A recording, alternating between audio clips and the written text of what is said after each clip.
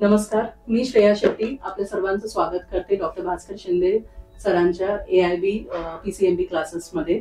आपले क्लासेस हे उस्मानपुरा संभाजीनगरमध्ये आहेत आणि आज आपण अशा या खास मुलाखतीत आपण भेटणार आहोत ओम देवीदास मगर यांच्याशी आणि काही गप्पा मारणार आहोत की त्यांची नीटची तयारी, जितकी रणनीती त्यांनी कशी सुरुवात केली होती 2023 मध्ये, जेव्हा त्यांनी नीटच्या कोचिंगसाठी मार्गदर्शनासाठी इथे जेव्हा ते आले होते, तेव्हा डॉक्टर भास्कर शिंदे आणि इतर सर्व टीचर्सनी कशा प्रकारे त्यांची जीतची तयारी ही निश्चित करून आज ते इथे आपल्यासोबत त्यांचा एक्सपिरियन्स शेअर करण्यासाठी आले. सो ओम, तुझं खूप खूप स्वागत आहे पुन्हा AIB मध्ये. कसं वाटतंय तुला आणि तुझ्याबद्दल सगळ्यांना सांग थोडस. मला इथं परत एकदा येऊन खूप छान वाटतंय मॅम. आणि मी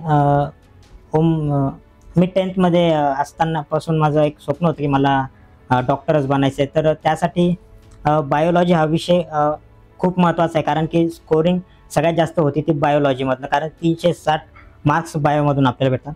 त्यानंतर मी क्लासेसच्या शोधत होतो. त्यानंतर मी इथे AIB मध्ये आलो. मला AIB बद्दल माहिती झाली. मग मी इथं आलो, शिंदे सरांना भेटलो मी इथे येऊन, डॉक्टर शिंदे सरांना. त्यानंतर मी इथे क्लासेस जॉईन केले. त्यानंतर इथं मी लेक्चर्स वगैरे अटेंड करायला चालू केले. तर अडथळे वगैरे असे काही नव्हते असे फारसे. जर तुम्ही स्वतःवरती जर तुमचा सेल्फ कॉन्फिडन्स असला, स्वतःवर विश्वास असला, तर कुठलाही अडथळा असला तरी आपण त्याच्यावरती मात करू शकतो, जर तुम्हाला स्वतःवर विश्वास असेल तर. आणि नीट सगळ्यांना वाटतं नीट खूप हार्ड आहे. नीट खरंच खूप हार्ड आहे, पण तुम्ही त्याला सोपं कसं करता ते तुमच्या स्वतःवर डिपेंड करतं ते. आणि तुम्हाला गायडन्स करणारे जे आहे तुम्ही त्यांचं ऐकलं पाहिजे त्या टाइम टू टाइम. थोडंसं आम्हाला अजून जाणून घ्यायचंय आपलं इतर मित्रांना की जेव्हा तू ठरवलं की तुला डॉक्टर बनायचंय आणि तू डॉक्टर शिंदे सरांकडे मार्गदर्शन घ्यायला आला, तर ती जी स्ट्रॅटेजी होती किंवा जी रणनीती होती की नीट कसं क्रॅक करायचं, ते ऍडमिशन घेतल्यानंतर त्या प्रोसेस बद्दल आम्हाला थोडंसं सांग. ऍडमिशन झाल्यानंतर मी क्लासेस जॉईन केले. त्यानंतर एक छोटासा माझा एक्सपिरियन्स होता AIB बद्दल, जो मला खूप आवडला एक्सपिरियन्स. मी इथं आलो क्लासमध्ये. आपले बेंचेस होते क्लासमधले, ते फार असे मोठ्या साईजचे होते. ते हाईट पुरत नव्हती बसायला तिथे. तर शिंदे सरांनी माझ्यासाठी स्पेशल बेंचची अरेंजमेंट करून दिली होती. 23 बॅच मी जे माझ्यासोबत होते त्यांना माहिती मॅम. ओके, हा, फार छान. आणि कशा प्रकारचा एक्सपिरियन्स तुझा जेव्हा वेगवेगळ्या टीचर्सकडनं तू फिजिक्स, केमिस्ट्री आणि ऑफकोर्स बायो शिकत होता, सो आम्हाला त्याच्याबद्दल थोडंसं बायोबद्दल सांग. इथे शिंदे सरांचं इथे जेव्हा क्लासेस वगैरे स्टार्ट झाले, मी जॉईन केलं. त्यानंतर शिंदे सर आले शिकवायला.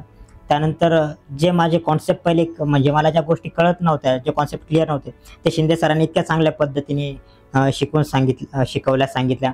त्यानंतर एक असं सकाळी क्लासेस व्हायचे, त्यानंतर संध्याकाळच्या टाईमला DNRP सेशन्स चालायचे. मग ते संध्याकाळच्या इव्हनिंगला 1-1.5 तास ते DNRP सेशन्स चालायचे. त्यानंतर डाऊट सेशन असायचे सरांचे. सर स्वतः डाऊट क्लिअर करायचे. जर एखादा डाऊट वगैरे असला तर बाकी टीचर्स पण होते, ते पण पूर्ण डाऊट क्लिअर करून द्यायचे. वीकली आपले टेस्ट असायचे. त्यामध्ये टेस्टमध्ये जर कमी मार्क पडले तर सर स्वतःहून विचारायचे का नाही झालंय, काय डाऊट वगैरे असले तर सर स्वतः येऊन सांगायचे तसे डाऊट वगैरे क्लासमध्ये, किंवा लेक्चर झाल्यानंतर पर्सनली सर सांगायचे. तुझी जर्नी ऐकून नक्कीच खूप मुलं याच्यातनं इन्स्पायर होऊन नक्कीच डॉक्टर आणि इंजिनियर बनण्याकरता एक स्ट्रॅटेजी घेऊन आणि मार्गदर्शनासाठी योग्य ठिकाणी येतील.